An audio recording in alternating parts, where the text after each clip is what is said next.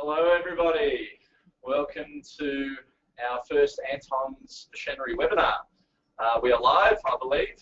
We're totally unscripted, so hopefully nothing goes wrong here. But thank you very much, guys. We do appreciate your support today. It means a lot to us. Obviously, out there in Frameland, you're all very busy at your workshops, so we do thank you for your time today and appreciate you just viewing a little bit of knowledge that we're going to go through here today, and hopefully you can pick up one or two things that may be helpful in assistance with your machinery procedures. Before we get, I introduce Alan today, I just want to just touch on our machinery department and how we work. We have two dedicated technicians at Antons, Australia. We have Mr. Shannon May, who looks after Queensland and New South Wales territories. So all the customers over there will be accustomed to Shannon. Down south here, Victoria, South Australia, Western Australia and Tasmania, we have Mr. Allen Jeffery to my right hand side here, who has been with Antons now for over 10 years. Vast machinery experience. Has travelled the world, basically to our vendors, Valiani, Alpha Machine, Alpha Machinate, sorry, and more so. And his knowledge on all types of machinery is superior. So we certainly value Alan's experience on board with us. And today we're just going to basically pinpoint some machines, some basic machinery, through to our computerised back cutters as well, and just go over some general tips and tricks in terms of maintenance and what to look out for certainly leading into the busy period of the year. So first of all, I'd like you to introduce to Allen Jeffery. What we're going to touch on first is the U400S and what to look out for, which is the basically our most popular model of the underpinner, the Alpha underpinner. So I'll hand it over to Alan, and he can start off first. Yeah, g'day guys. As Andrew was saying, this is the U400S. Basically, it's the same as the old Migra 44, which either most of you will have or someone you know will have. They're quite extensively throughout the picture framing industry. Yeah, so it's a pneumatically driven machine, and it's pneumatically driven. It's to make sure that all the air supply to the machine is dry air, no water in the system. So that's what will kill anything that's pneumatically driven. So your air compressor needs to be checked once a month or less, depending on how much water is getting into the system. On the 44 or U400, we do have a filter regulated system here, which the first bowl will actually catch some water. So you can actually drain that from this little knob here. Just turn that and lift it up, and that'll just drain any water that's in the system. The next is a lubrication system. So that's filled with an air tool oil or hydraulic vapor oil. What that does is it lubricates the valves, which just a drop or two of oil into the system lubricates all the valves. So you need to make sure that you do have oil in there. How often do you have to add oil into a machine like this? Could be every 6 months, 12 months, 18 months, depending on how much you use the machine. If you've not used any oil in the last 12 months, 2 years, maybe your regulator might be jammed, might need to be cleaned out or replaced. Or if it's using way too much too quickly, there is an adjustment we can set on that as well. Also with the machine, as it's pneumatically driven, when it goes through its cycles, you will hear a gush of air as each valve opens, but you shouldn't hear any leakage of air in any of the strokes. So while it's sitting silent as it is, when the clamps go down, when the hammer comes up, you shouldn't hear any other leaking. If there is, it means you're getting a leak through one of the valves or one of the seals, you know, the hammer, the top clamp, the rear clamp, anything like that. The new pressure clamping system, Alan, do you want to elaborate on this? Yep. And the way it works? So what the U400S has come up with a couple of different clamping systems opposed to what you used to. The other one was a little lever that turned around, had some little notches in here. What could happen is it would slip up and down or it would wear out. What they've done now is they've got a little pin that you can release and just lift up and it will lock into place. So it's easier to set your heights. Next is a new pad system. So before you'd have to replace this whole pad if the rubber was damaged. So what we have now is removable rubbers. So you just plug the rubber on. So they're in accordance to the different types of timbers. So Yep. Yep. So there's 3 different types of rubbers. We have a blue rubber, which is your softest rubber. We have a white rubber, which is the medium one, and a black one, which is for very hard timber. So yeah, all you need to do is replace these if they're damaged. Clip them on, stick it in place. Yep. Fantastic. And in general, the clamping system on a pneumatic underpinner, as opposed to perhaps a step down, maybe the Minigraph 3, the U300, or Yep. even perhaps a manual underpinner. Can you just quickly give us an overview on the comparisons between perhaps a manual underpinner as opposed to a pneumatic in terms of its clamping system and its advantages? Yep. With this system, your moulding always stays still, and you move the clamping mechanism via this handle here. So the moulding will always stay stable. Where if you come to Minigraph 3, the clamping system and the nail system will stay stable, but you move the moulding around the system. So the foot operated is exactly the same. Yep. You clamp down, top system comes down, but you move the moulding. So, and the difference, as you can see, this one is a table mounted system. You actually mount it into a table.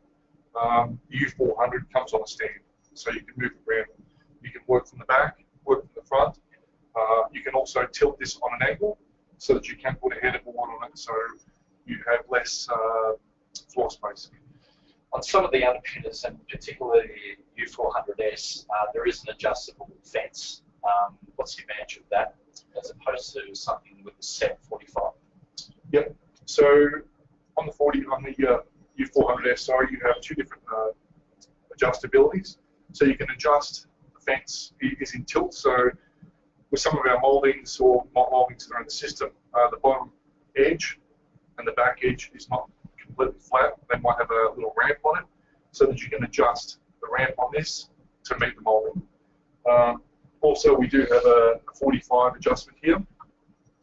So if your timber is a little bit not straight or not cut exactly right, you can adjust the 90 degree to bring your joint in. But it is a double-edged sword, because when you adjust something that's out of 90, by the time you get around to the last bit, it can be a little bit out, but depending on how your moulding is, you might be able to get away with it. Just touching on the clamping system here on the pneumatic underpinner.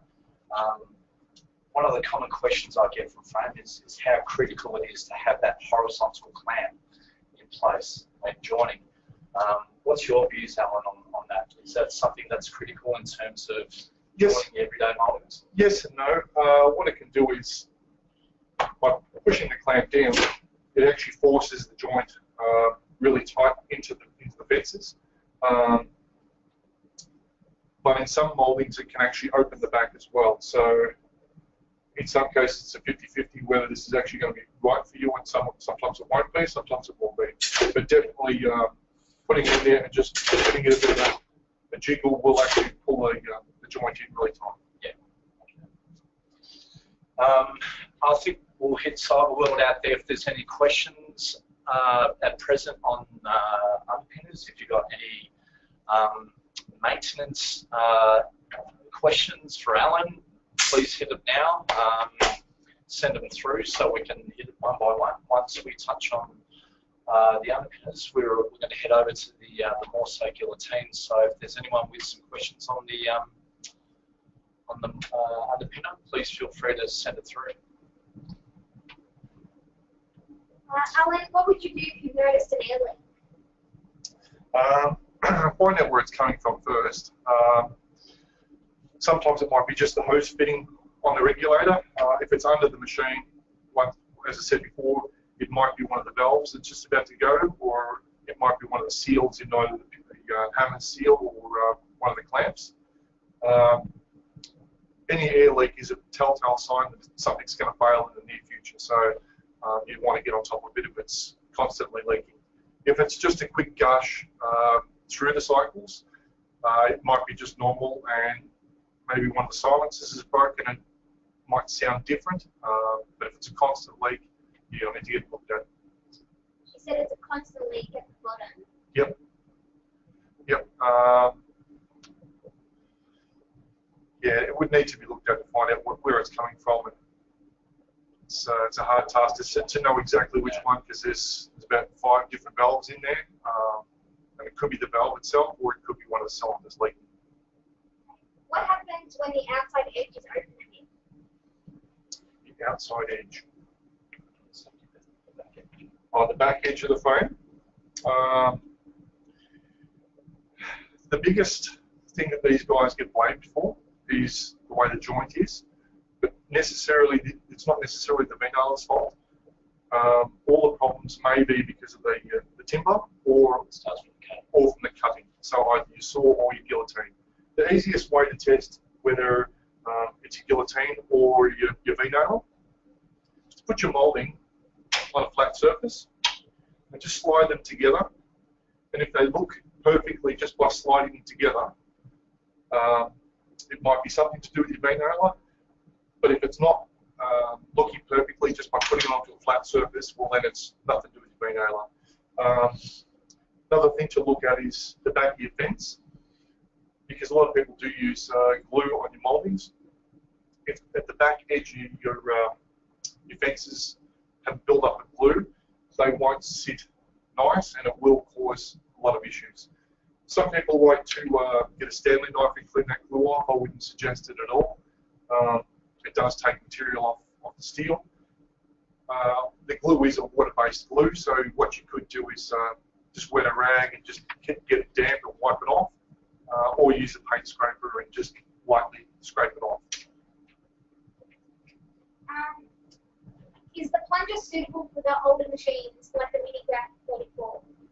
Yeah, the 44 will have the plunge, the rear clamp, exactly. Or you're talking about the top clamping system. Because if you have an older type of 44 and you want this setup, you can retrofit this whole arm so that you can adjust like this. So yes, it comes on the new system, but you can retrofit the 44. Also, the Minigraph 3 has the same setup, so you can retrofit that as well. I've got another question here asking, is there a good way to measure the angle of the joint to see if it's at a 90-degree angle? You can get protractors that are already set to 90 degrees that you can put in there. Engineering shops will have a square, a 90-degree square that you could use. That's probably the best scenario. Yeah. One other thing, Alan, one of the common situations, particularly a custom framer, is that they'll have one compressor hooked up and they'll have multiple machines hooked up to the compressor, whether it's a computerized back cutter or an air gun or an underpinner. Is it critical to have an independent compressor hooked up to your underpinner? It all depends on the air volume for your tank. So if your tank's big enough, it will cope. You just don't want your compressor running all the time because it will burn out the motors.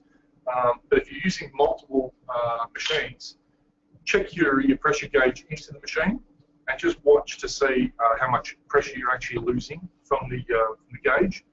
And if another machine is working and the pressure gauge is dropping while you're using it, obviously the tank that's supplying the machines, or it's not big enough, or yeah, you need to run a separate machine. I think we'll head over to the Morso now. Yeah. Touch a little bit on the Morso guillotine.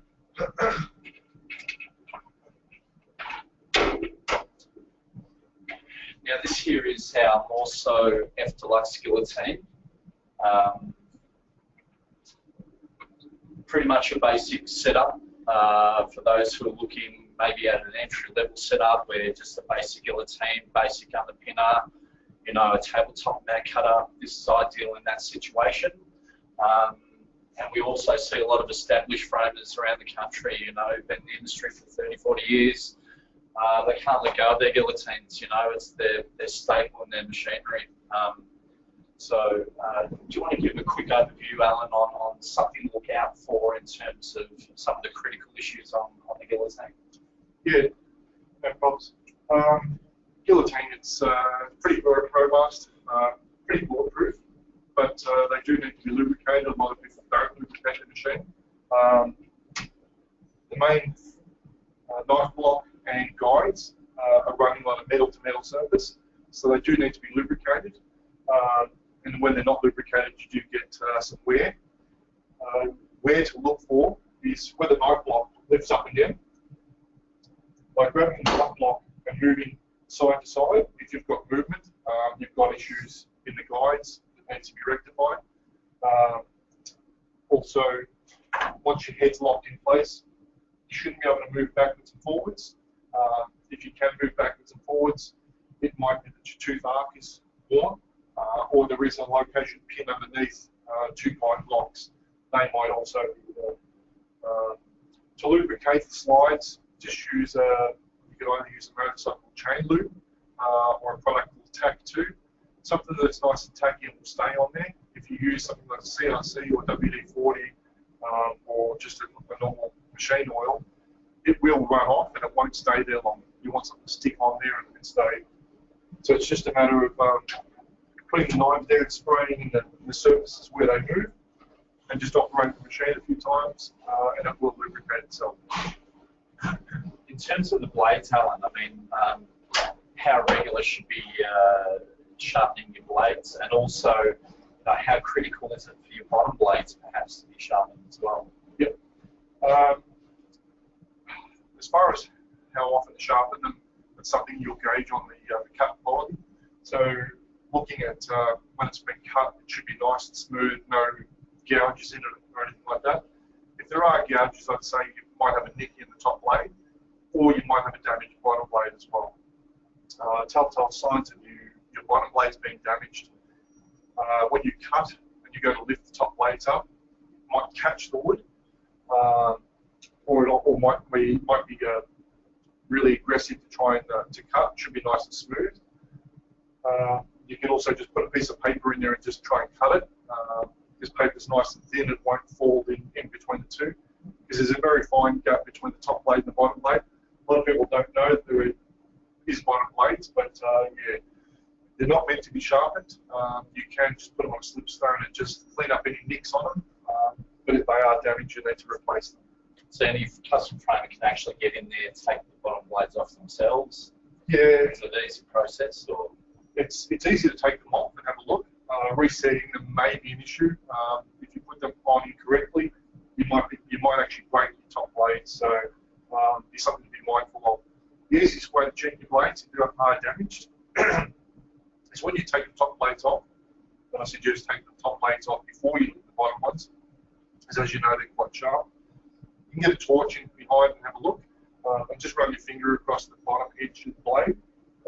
Because the bottom blade isn't sharp, but it's almost a 90-degree angle. It is a tungsten steel, so that's why it's so strong, but it's not sharp as far as the top blades are. We also have an in-house blade sharpening service. Did you want to quickly touch on that? Yeah, we have a blade sharpener that's actually made by Morso. So both left and right blades are match ground, so they're put in the machine together and they're both machined perfectly together. They're hollow ground as per Morso specification. Right. just one final question on the wood. So, I mean, we've got different types of timbers out there, soft timbers, your hardwoods and so forth. Does your technique need to alter in accordance to the different types of timbers that you cut? Yeah, for sure. Harder timbers, you probably wouldn't go 2 or 3 notches, only 1 at a time. And the last cut is always the most important one. You'll notice on your tooth arc that all of these ones are all the same width. Your very last one is a half a cut. So the last cut is the most important out of all of them, especially on hard timbers. Because what can happen is as you're cutting, it can separate the wood just a tiny bit. So when you go to join it, you'll see that the top edge looks terrible. And that's only because when it cuts, it pushes the molding away. So last trimming cut is very important, and sharp blades. Yeah. If it's a soft timber, you can probably get away with it. But harder, definitely not. Before we head into some questions and head over to the Valiani computerized mat cutter, one of the common questions I get from a lot of framers out there is they have one of these setups, a basic setup, and they're looking to step up, whether it's production or the efficiency in their cutting, and they're looking at a double miter saw. Can you give us perhaps an advantage of a double miter saw in terms of its cutting ability in comparison to a more circular thing? Yeah, they both have their place. You know, Antons are small footprint, no dust, no noise, but they can't cut a gesso or high compo molding as nice as what a saw can cut one better than a guillotine. Plus also the width as well. And there's a longer time between sharpening blades. So, you know, if you're sharpening your blades every month or so, you know, you might get 3 to 4 months out of a saw. So. Yeah. And depending on the type of action too, with that downward action on the more so in comparison to the cross action of a Brevetti, does that give you a bit of a cleaner cut? No, it's probably about the same, I think. Okay. Yeah. Fantastic. Any questions out there, everyone? So we've got a couple of questions here, Alan. Yep. When I use my Prism CD miter saw, I find a lot of moldings have a tendency to chip, even with the new blades. Do you have any tips to reduce this from happening? Belts, maybe vibration. Yeah, there could be vibration in the machine. Just put your hand on the machine while it's running and just see if there's any vibration. Depending on where the chipping is, the Brevetti can chip a little bit up towards the top edge of the machine. There is an adjustment on the fence that we can minimise that. It's just basically because the timber's sitting in no man's land and it can chip. Also, if you just come really, really slowly back, rather than being fast on it, that can stop the blowout as well. I think on the Brevetti as well, one of the quick maintenance tips is you can actually take off that top plate, that top layer. I think there's 4 little Allen keys up the top. Take that lid off, have a look inside, then you actually feel the tension of your belts itself. So you might be able to see a bit of a there might be a belt there. That could even have a nick out of it, and that could cause a vibration, and that vibration will definitely blow out the back and mold. Can you tell us the importance of level guides? Just touch on that for us. Level guides. Guides. Level guides. Level side extensions on Morso or Valiani. Extensions. I don't know what that means. Yeah. If it's extension arms, maybe for support.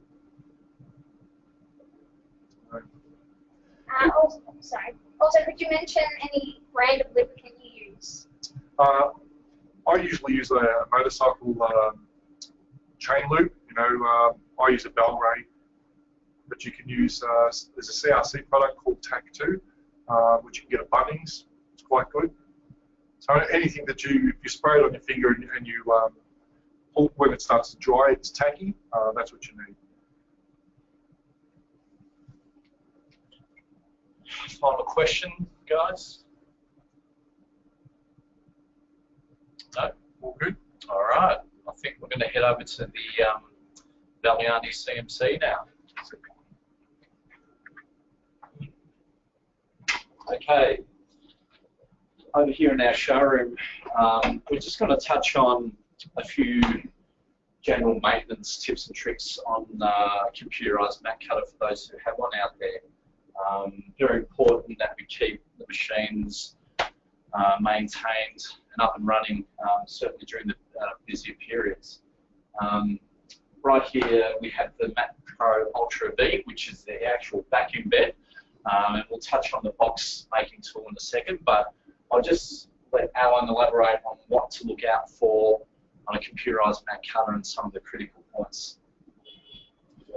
Okay, so this machine is, as you know, it's driven by air and electricity. So the air system that comes in here, it's no different to a V-nailer. Once again, you need to make sure that it is dry air, no water in the system at all. We do have a water catch somewhere on the machine. The second one's a lubricator. If you can see here, this lubricator is actually empty. On the new machines, there's no need for oil in any of the Ultra systems. We've got a new valve system in it that doesn't need to be lubricated. If you've got an older machine that is not moving the oil and it's been there for 2 to 3 years, the lubrication system is obviously not doing its job. Or if it has no oil, it needs to be topped up, for sure. And that's just an air-to-all oil as well. Moving along to the tracks of the machine, so gantry runs along the tracks on both sides. You should have got a can of this Valiani spray that comes with the machine. Basically, it's just a matter of spraying into the guides. Don't go crazy with it, just a quick mist with it on all the tracks. So on the front side, the back side, there's 2 tracks that the arm runs up and down as well. So just a quick spray on there, operate the machine backwards and forwards, and it will lubricate itself. The next scenario on the entry-level machines are these belts. So this is a timing belt on both the top and the bottom. So the tension should be about, just fit 2 fingers through. But if you find that one belt is a lot looser than the other one, it could be on its way to break. And the problem with that is, because they are toothed, you can see they do have a ribbing on the bottom. Gantry can run sideways, and if it does, you'll get grinding in the tracks, which will cause more damage. Alan, with our preventative maintenance program, what are some of the critical points that you look for or that you service during that point of time? Yeah, well, I look at all of those scenarios. I'll look at any noises that are coming from the machine that you may or may not be aware of. The good thing with these machines are when they start to go off, they go off very slightly. So you may not necessarily realise what's going on, but yeah, I'll pick it up straight away. So the next lubrication is of the head itself. So the blade plunger here is a metal-to-metal surface. So this is quite important. I'll be lubricating this every 6 months or so. I'll just show you how to lubricate that. So once you've taken your head off, if you've got an interchangeable head, if you're not, you can actually take it off. So you'll notice that there is a little screw here. Just undo that.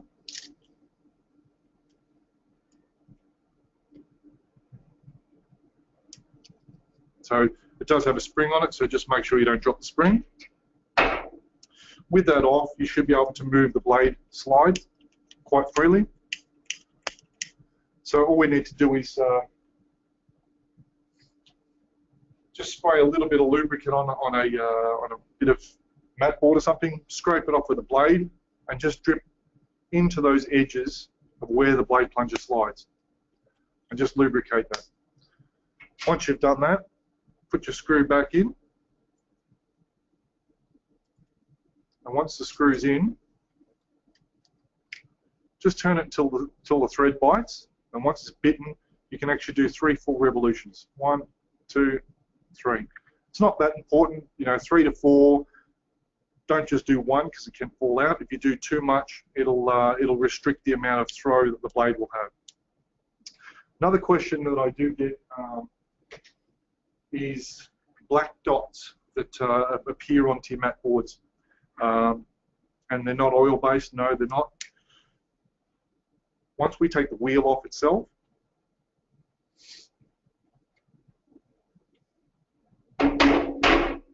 okay, so what we have is the main wheel, and we have an axle. So the axle has like a little, it's got a Teflon coating that's built on the axle, and that's what's actually wearing off, and it's coming out of the wheel and dripping on your mat board. So every once in a while, just get a tissue and just wipe it, put it back on, or you may need to replace both of them. In most cases, you might need to just replace the wheel. So what we're looking at the wheel is making sure that it is nice and flat, no raised edge, and it's got heaps of meat. Putting it back on is just quite as simple as putting it the way we took it off. And all these parts, Alan, they're readily available here at Antons? Certainly are. Yep. There is a different setup for people who don't like the wheel. You can get a Teflon pad that fits on it. There are pros and cons though.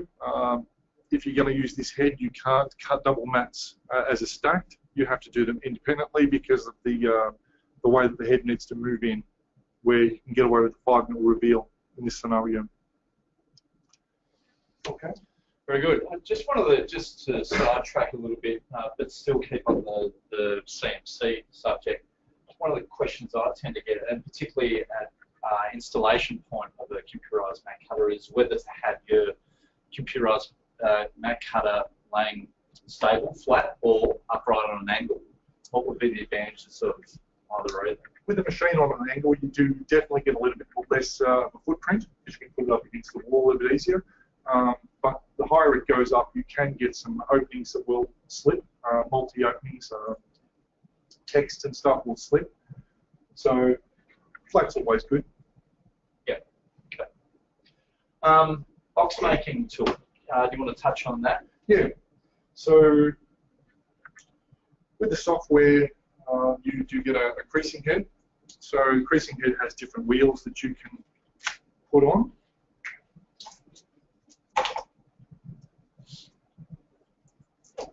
So there's different types of creasing that you can crease the mat board with. And what we'll do is I'll just go through the design of making a quick box, and we'll cut one and just show you what it's like.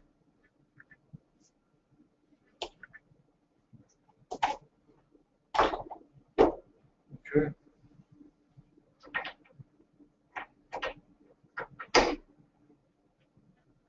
That's a radio live on the screen.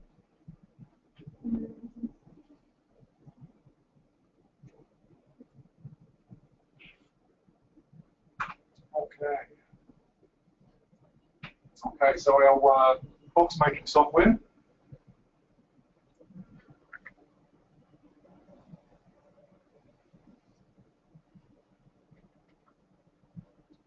So what I'm doing is just putting in the mat board thickness.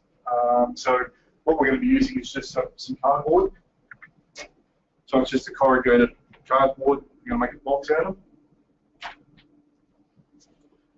So on the screen here, I just type in thickness, which is 2.5.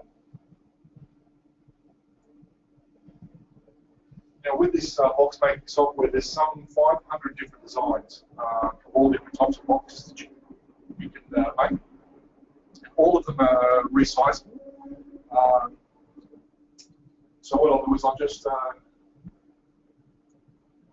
so it gives you a 2D picture that you can flick through and try and find what you want to cut. If you want to see a 3D picture of it, it's just a matter of getting a drop-down bar to give you a 3D picture.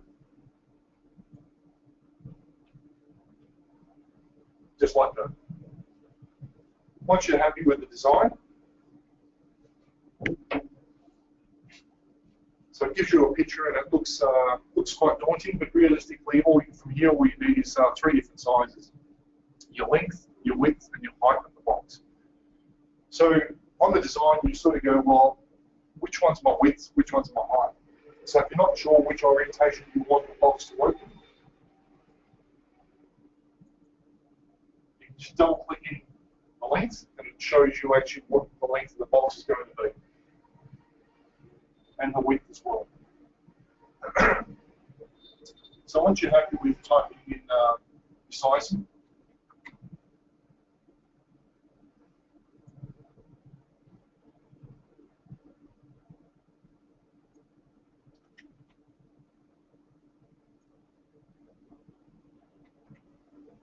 it's a nice square box. We're happy with that. So there's two different scenarios we can do here. We can actually export it to the software so that you can always cut this design. You don't need to redesign it. It's just basically like a saved map. You can just open it and cut it. You don't have to resize anything. But if you're never going to cut this box again, it's a one-off. There's no point exporting it and using up your memory. So all we do is we just press the picture of the V at the top. What that does just sends it straight through the software. And you can tell on the machine that I'm cutting my type of material. So I'm just made up the material here. Press cut. Load the material. I've already loaded it in. It asks me to put the creasing head in, which is what I just put in there. Yep. Press go.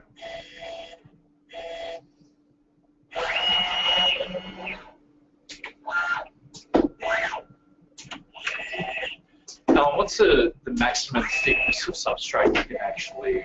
5 mil. 5 mil? Yep. And to create a box, Alan, can you create a box out of just plain mat board as well? Yes. Yeah. Yeah.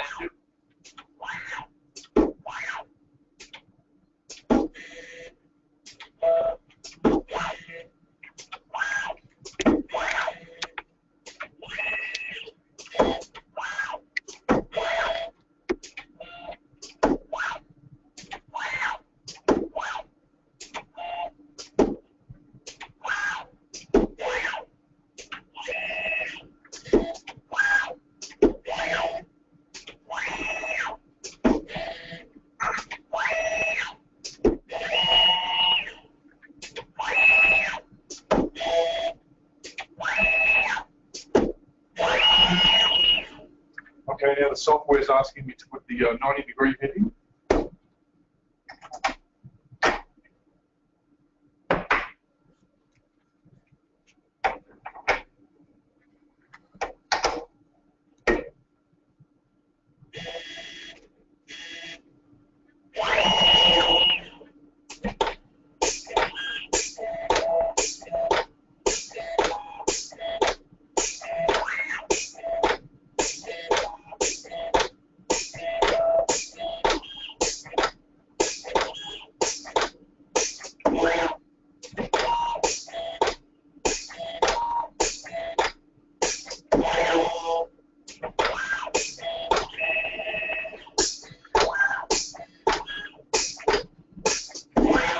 So, Alan, you mentioned there's over 500 templates on the box making program. Can you actually customize your own? There's certain aspects that you can customize. You know, there's curves that you can add 2 or 3. The way these tabs are, if you need a bigger box, you can make 4 or 5 of those tabs. There's only a certain amount of things you can modify other than the length, width, and height. But out of those 500 different designs, if you can't find something you're looking for and you need something specific, we can request the exact same what you want to put in.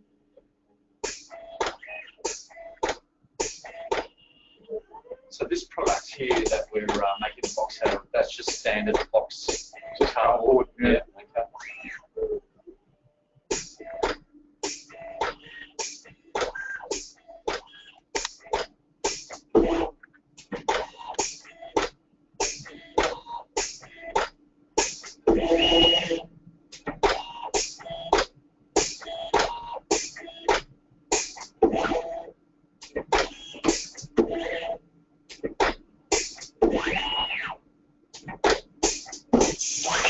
Okay, so it's finished.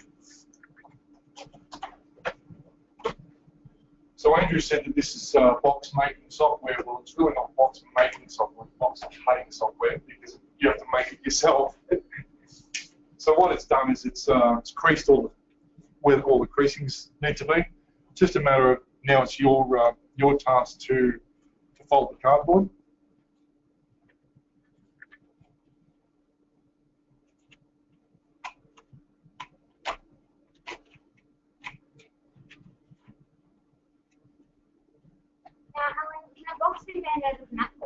Yes, it can. Yep. So let's just tap some locks in.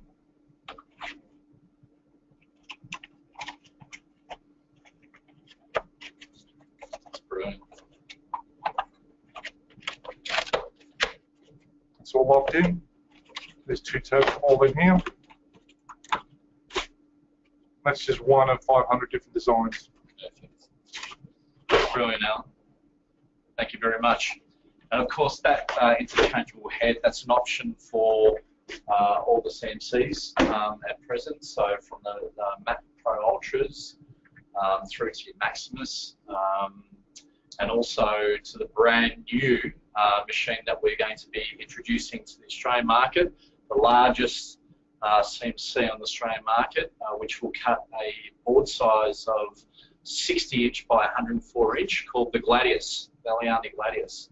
I believe the Gladius was launched at the Las Vegas trade show, West Coast Art Fair, in January this year by Valiani. So we're very excited to introduce it to the Art and Frame show being held in Sydney this year in August. So that's something to look forward to, guys. I know Alan's really keen to unpack this machine and set it all up himself, so he'll need probably 10 guys to assist him, but we're looking forward to presenting that machine to the Australian custom framing industry.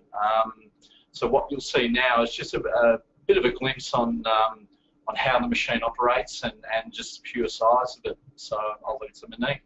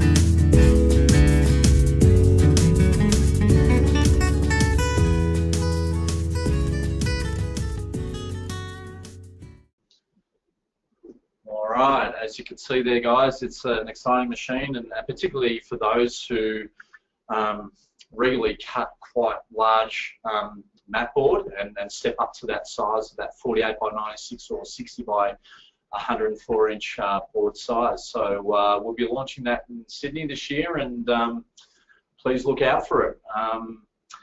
Before we head into speaking with Katrina at Centrepoint Finance, we're just going to ask the world out there any questions on the CMC.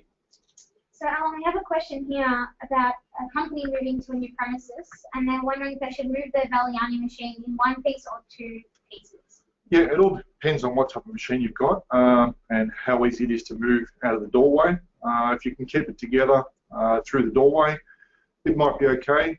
Just make sure that the machine is strapped down from the base. Don't run a tie down across the top of the machine and tie it down. You'll actually wreck the machine.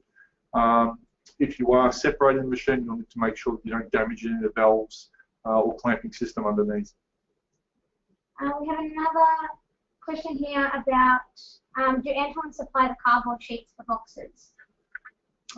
We can. It's not a standard product offering for us, but we have access to the cardboard, so yes. There's a question here asking about an old Mac Pro 150. They're saying it's hooking slightly on the bottom right-hand corner. What do you suggest? Manual machines that are hooking in one corner is primarily something that's happening with the customer itself rather than the machine, because it is technique-based. But it's not totally that. It could be something like the counterbalance could be playing up. One of the production stops could be moving. There's a number of things because it's not mechanical always. It could be the customer doing it. Yeah, it's hard to tell. Something that needs to be looked at in person, I suppose. Do you require a special head for making the boxes? You require the creasing head. So this is the one that does the creasing. If you don't have a 90-degree head or the Evo head, which is this one here.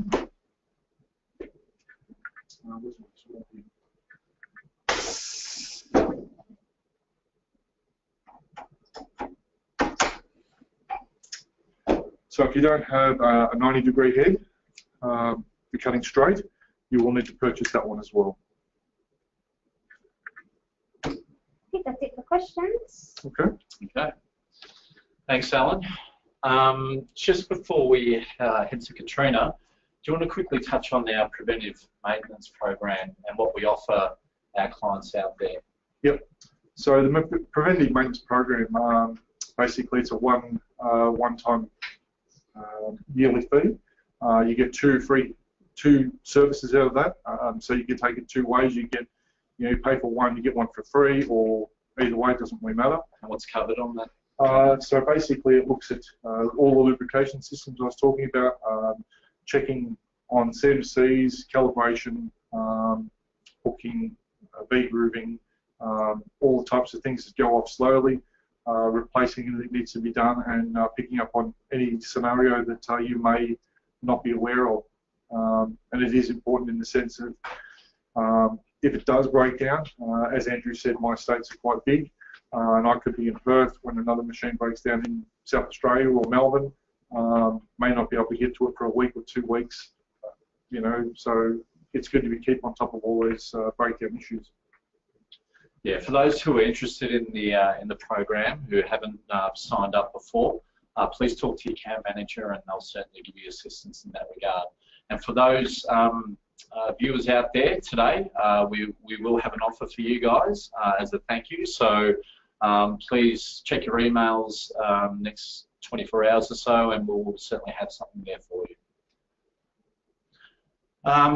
In closing, we do have a finance specialist that we work with our machinery, and particularly we've been working closely over the last 6 weeks or so towards the end of the financial year, and that's Katrina Manning at Centrepoint Finance. She's a financial consultant, and we work closely with Katrina in terms of financing, whether it's a basic startup package all the way through to your large format CNCs. So I'm going to leave the floor to Katrina now and just give a brief overview of what Centrepoint Finance can offer for you guys.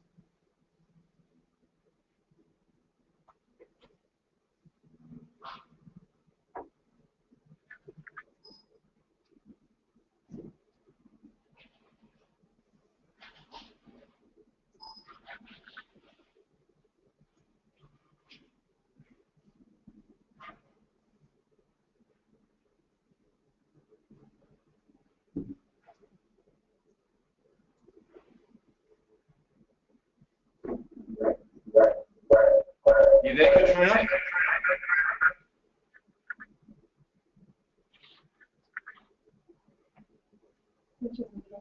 Oh, okay. I think we may have lost Katrina there for a second. Okay. No, haven't got it? No, we lost transmission. There you go. So we are live. It's unscripted. I did warn you guys. But look, certainly Katrina will be there at our on our stand at the August trade show this year. So for all your financial questions, if you're interested in upgrading any of your machinery or a startup package, she'll be there in person to discuss all your finance needs. And also taking advantage of the government incentive at the moment to under $20,000. So that's always been a common question over the last couple of years now. So certainly she's wealth of knowledge in terms of your finance options. But we thank everyone today for our very first machinery webinar. We'll just get Allen in. And over the course of the next 12 months, we'll certainly have a couple more machinery webinars. We find it useful in terms of education and knowledge out there. And yeah, oh, Katrina's back. We have Katrina. There you go. I'm here. The floor is yours, Katrina. Guys. Sorry. Can you all hear me okay now? All good, Katrina? Okay, wonderful. All right. So thank you everyone for participating today. I just wanted to talk to you a little bit today about our relationship with Antons and what we offer and why it's a wise decision to finance your Antons machinery. So what we offer, we've got various finance options tailored to the products we sell, and we've got access to a large number of financiers, and we have no financials options as well, and very competitive payments. So our relationship with Antons has been ongoing for 10 years now. It's been very successful. I think we have about a 99% strike rate with getting clients approved and getting their new machines in their businesses and up and running quite hassle-free and easy for everyone. And the benefits of this relationship is we know what the equipment is, and we know how it's going to benefit your business. Unlike your bank, who might treat it as a high-risk piece of equipment, and they might sort of put you through the ringer and try and take your mortgage as security and things like that to get your machinery all set up for you. So we've got specific financiers to fund the Antons machinery, and our most popular product would be our no financials product, which I'll tell you a little bit more about shortly. Okay, so how we do this, we try and make it as simple as possible for everyone involved. We don't want to take you away from running your business too long, and I try and do everything over email, over the phone, whatever's easiest for you. It only takes about 10-15 minutes to get an application all set up and a couple of days to get it all approved and settled. Just on that no financials policy, it is quite easy to qualify. You just basically have to have your current ABN registered for 2 years. You need to be buying property or a homeowner and have a clear credit history. If you're not a homeowner, that's okay, we can still help. It may just mean we need you to put a small deposit in, or we may need to just get some financial statements or something like that. Okay. The finance available, the most popular facility is a chattel mortgage. This is a business facility, and it allows you to claim your depreciation and your interest in most circumstances, and we have terms available from anywhere from 1 year up to 5 years. Okay. You may have recently heard that the government have extended the instant asset write-off up until June next year. This is for amounts up to $20,000 excluding GST, and there's no limit to the number of assets that you can purchase up to $20,000. So if you are thinking of upgrading your machinery, it may be a good time to take advantage of this offer. All you need to do is take your Antons invoice to your accountant at the end of financial year, and they'll be able to apply that deduction to your to that financial year for you. So now I'll open it up to any questions, but I will be at the trade show in August, and I do have a special offer for anyone that's participated today as well, and that buys a machine between July and August. With any questions for Katrina at present? Nothing, Nate? Okay. All right, guys. Well, just in wrapping up, thank you very much for taking your time out today.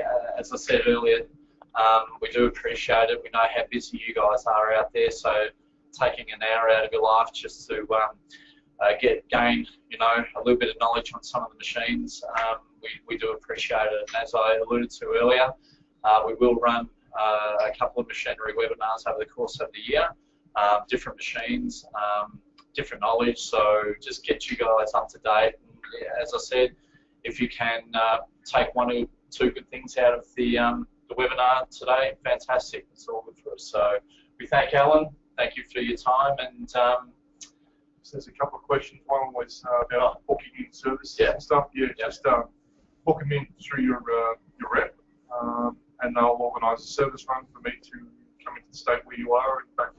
We'll organise that. No problems. Any other further questions, Monique, before we close? I think that's it, guys. That's it. Okay. Thank you very much, everyone, and we'll see you again soon. Thanks.